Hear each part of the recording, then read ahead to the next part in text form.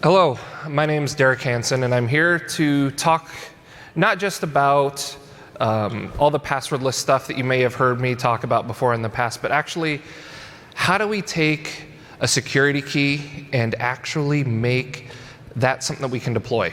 If you're here for the last session, you heard David talk a lot about the architecting for change, and that's exactly where this talk is actually in alignment with. So what we're going to talk about today is a concept that I kind of refer to as Authentication Nirvana. Authentication Nirvana is not a place. It's not this ethereal concept. It is not a reference to one of the greatest bands I remember growing up listening to in Seattle. That is a local reference for those of you who don't know we're from that area. It is instead a reference to a place where what we do every day, what is simple, is things that we don't have to think about. Those are the things that authenticate us. We're able to the devices that we carry let us in, whether it's our phone, our laptop, a key. It's something that we aren't mired in the ancient horrors that we always talk about, phishing. Everything right now is protect phishing, passwords are awful, and we want to get to a place where that is not something that we're dealing with.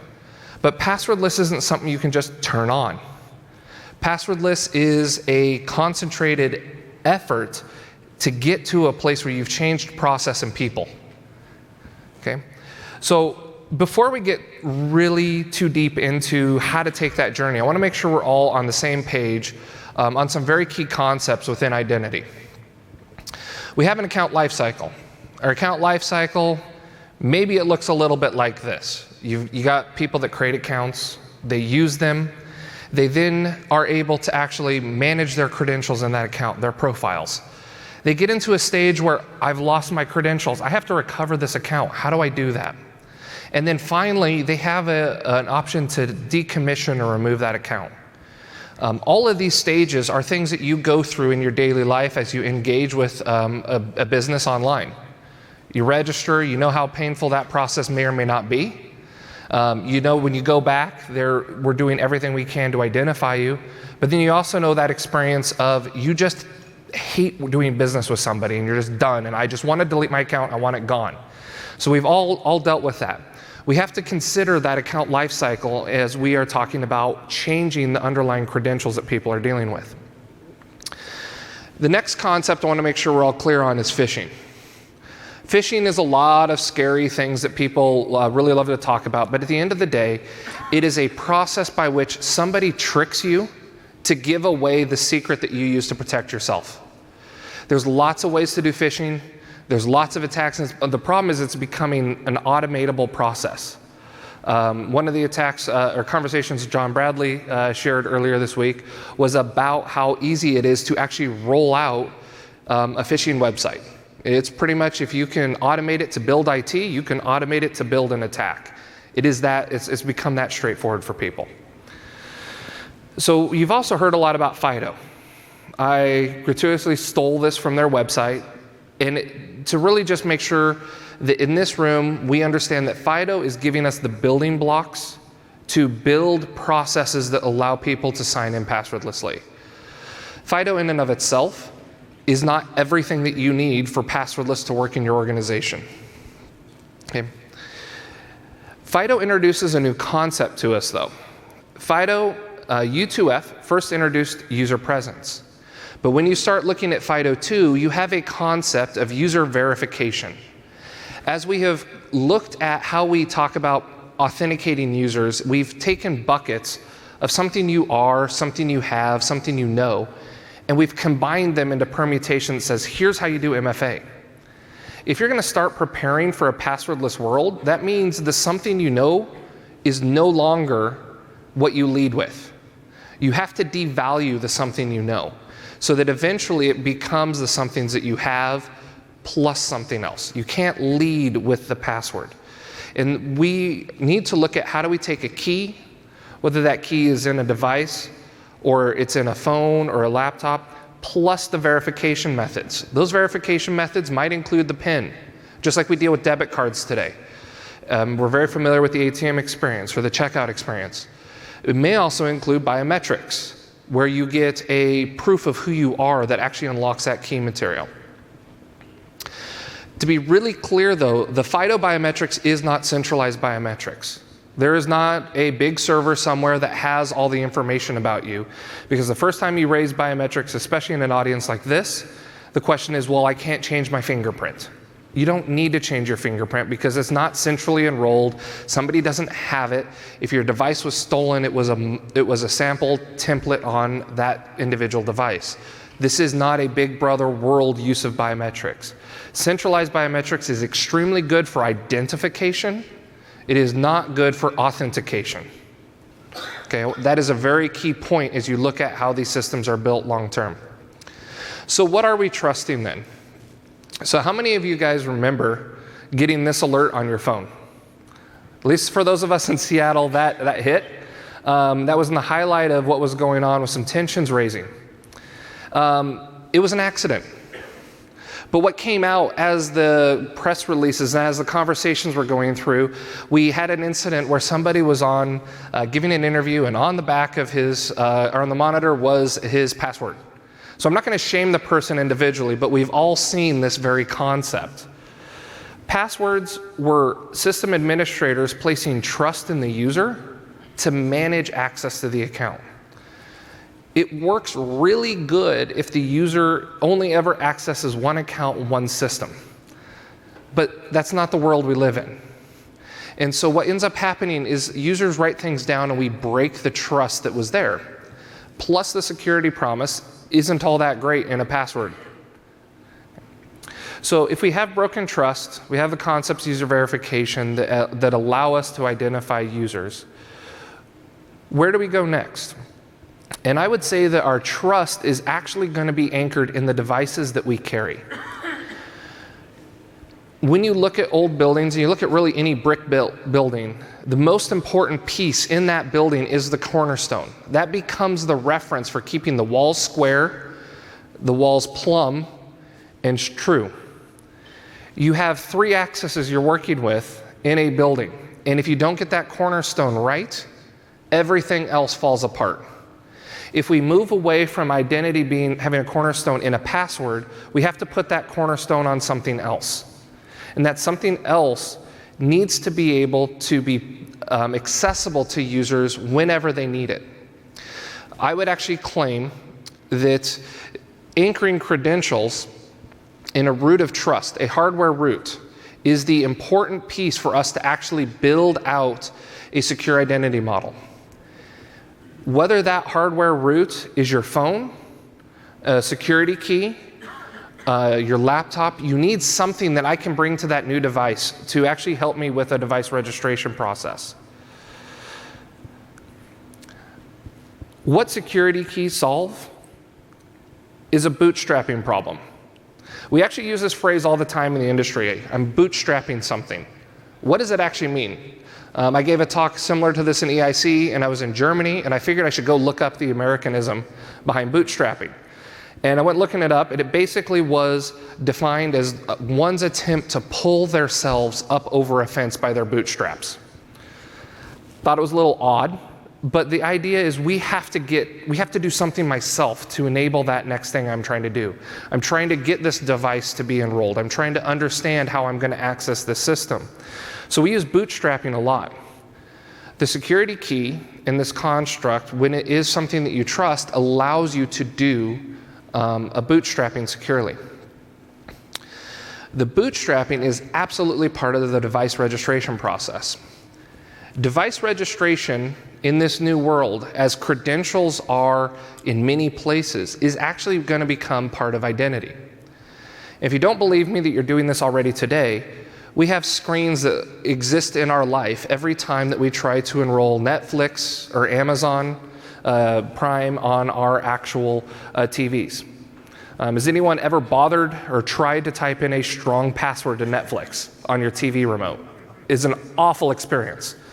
I won't tell you what my Netflix password is, but it's abysmal because I need to be able to type it from those easy remotes. Okay. We have to have device registration be the simple part of the process so that it can be secure, we can leverage these new technologies, but it has to be approachable. That's why we have methods like this. So go to your account, type in this code, and now I'm assuming that that is you, and we'll create a session. Well, maybe we'll create a credential for you on that device. So we've kind of set the table stakes for some of the concepts that are important here. You need trust to actually make a passwordless world worth investing in, and we need to be able to handle devices that we use. So let's talk about the milestones of somebody starting from a blank website and working all the way to a passwordless world.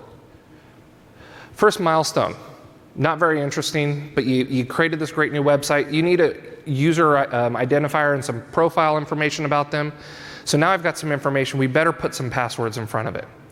How you got that user, how they registered, I'm not going to keep in scope here, but the idea is I need to protect that account so when the user comes back, I can do something with them. We learned quickly that password wasn't good enough, so we added a second factor. Most of these second factors were what was convenient for the user population that we were dealing with. There is an app, as you heard earlier today, adding second factors is a huge risk mitigation for all your users. But second factors don't actually get us in a place where we can start getting rid of the password. We need something that solves, on this journey to passwordless, the actual phishing problem. I won't tell you the number of people, or the actual numbers of attacks that are compromised, the attacks that are driven by phishing. Credential compromise is a massive problem, and it's not getting smaller. The economics of it are great for the attacker. So they're going to focus on that. So what we need to first do is add phishing resistance to your user accounts. The reason we do that is the foundation for enrolling the platform biometrics.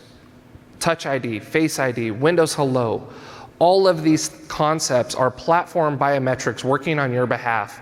And they are that first step in that passwordless journey of getting a user experience that doesn't rely on the password. The next thing is dealing with passwordless security keys. That security key that you used as a second factor, we now need to use all of WebAuthn, all of the CTAP capabilities to turn it into a passwordless authenticator. The final step is actually using that security key when it's passwordless to do passwordless bootstrapping of those devices. So I'm going to really gloss through some of the architecture concepts in here. I want to make sure that we track on time. But the idea is we've got some user components. We've got a client that they need, a security key that they need, and those middle boxes are just basically representing applications that you need to actually support the identity processes that are a part of enrolling and registering for users. Don't actually try to parse that last bar. That is non-properly formatted JSON, so we'll just save that for later. But we really take those identity processes of account registration, authentication, adding the new one of device authenticate or registration, and we tweak our management conversation. It's now about managing not just my account and my profile, but I also have to manage the devices that are associated with my account. We've got the same account recovery and account deletion processes that we talked about before. Remember, our tools, usernames, passwords, OTP, SMS push apps, security keys, and platform biometrics. So how do we assemble those tools, these processes, and these components to actually build a system that we can take small chunks out of in going from a completely password-only world all the way to a passwordless experience? So we're going to put these actual milestones and these elements all together, and I'm going to walk through each of these milestones pretty quickly. These slides will be available afterwards because some of them are pretty dense on text, and I'm not going to be the one that reads you slides. So the first step, looking at that creating user profile. The benefit to the user is they don't have to retype stuff back in when they come back. Pretty easy thing, we all understand that. But we need some basic components to do this correctly. You have to be able to register. You should be able to change your password and your profile information. You have to be able to recover now that I have a password. I need a place to store it. I also need to have probably some tools for my administrators or my help desk to actually deal with those same processes. Okay? Then we talk about what is in each of these stages. When I have account registration, what do I need to do? I need to be able to allow a user to enroll, set the password. Okay? We're going to go to the next actual slide, because now we start adding second factor. As soon as we add second factor, all of the things that we had in the last slide have to get updated. We now have to deal with the fact that the user might have lost their token. They might have changed phones. What happens if I have two factors on my account that I want to use and I've lost one of them? I need to be able to access my account.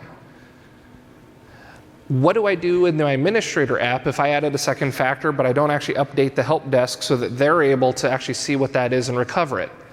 The goal here is we want to make sure that these processes don't actually break our business. We want to make sure that these processes that we add make it easier and actually lower the effort. So we have to think through each of these components.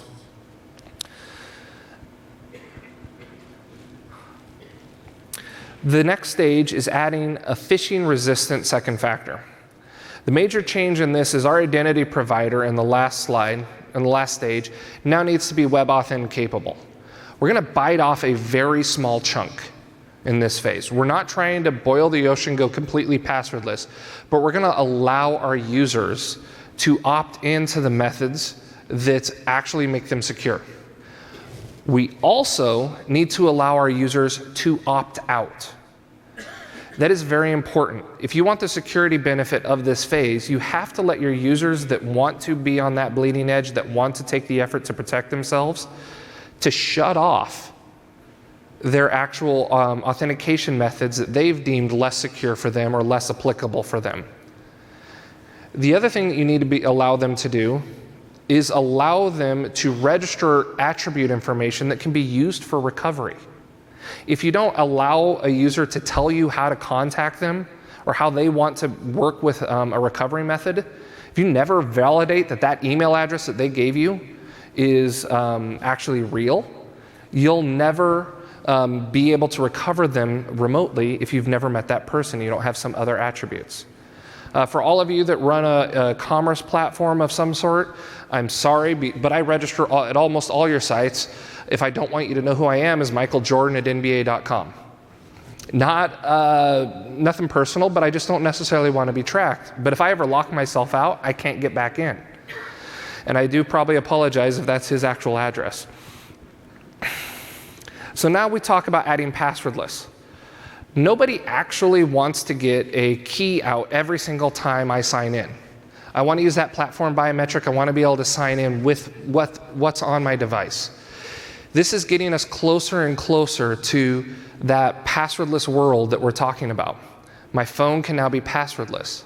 But because I was able to enroll this passwordless biometric with that security key that was phishing resistant, I'm not dealing in a situation where my biometrics are today. Most of your apps today that use biometrics are basically just wrapping the password and then replaying the password once you've validated who you are. It's not actually changing anything from how the app communicates to the server. It's just adding a pure convenience factor. But now what we're going to do is make sure that you have to have that pure convenience factor. You got the password, but you also have the security that makes you secure. So that password is built on a higher assurance root of trust. What happens at this stage is we now have to deal with the device enrollment phase coming in to our actual account lifecycle.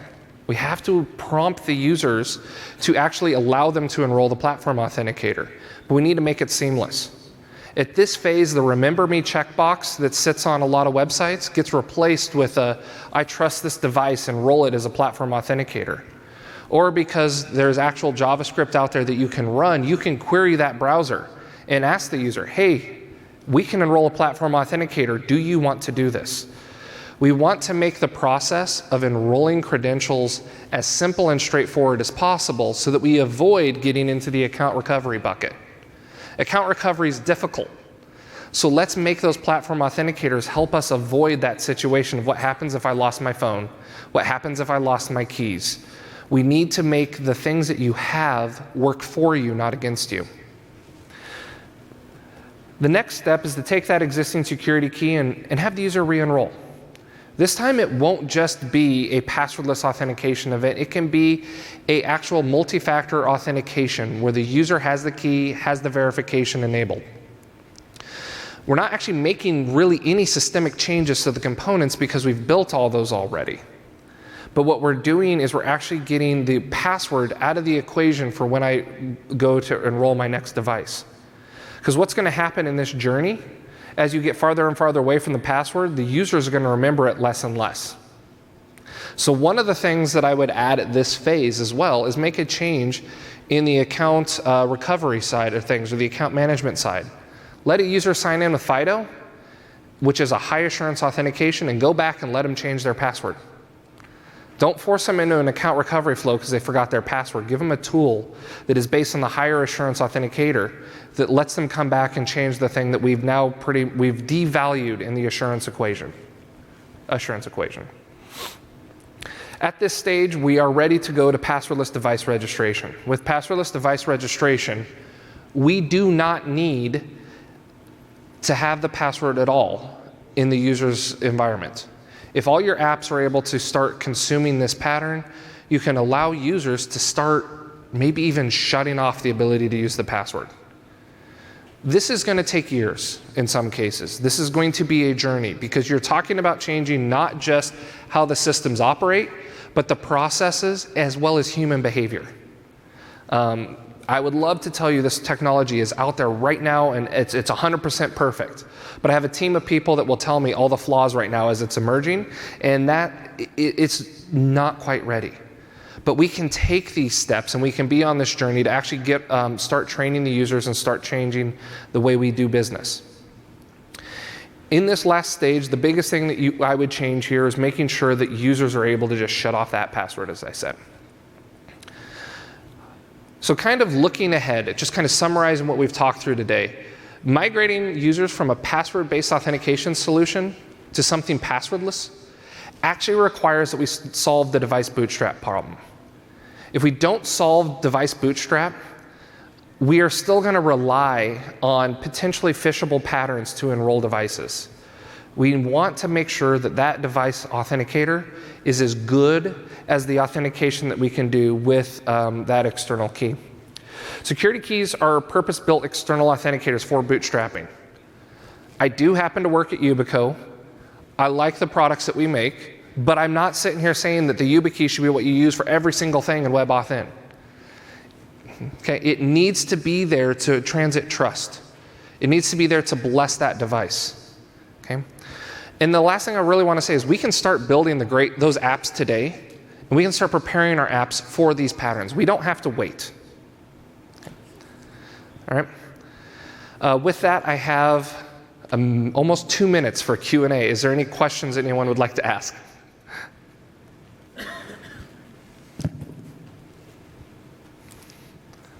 Oh, there's a hand in the back.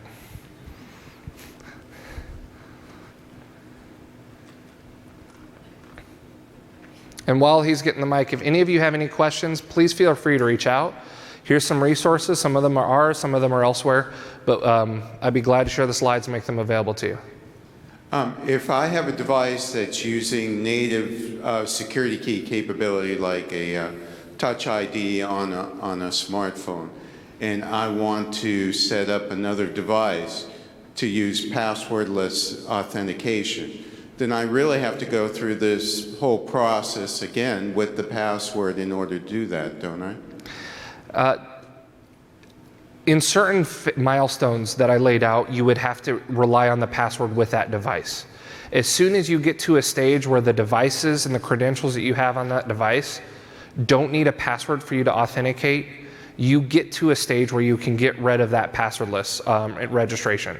That was actually milestone 6 in this thing. It's the very, very last phase where you can shut off the password, where I can enroll a new device by presenting that security key, authenticating there, and then enrolling the platform without ever having to use the password.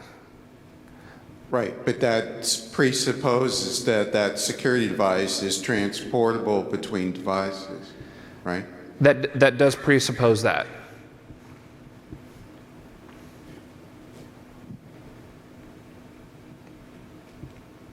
And to be honest, that preposition is a prerequisite for us to be successful as an industry. So we have to get to that place. All right, if that's it, thank you.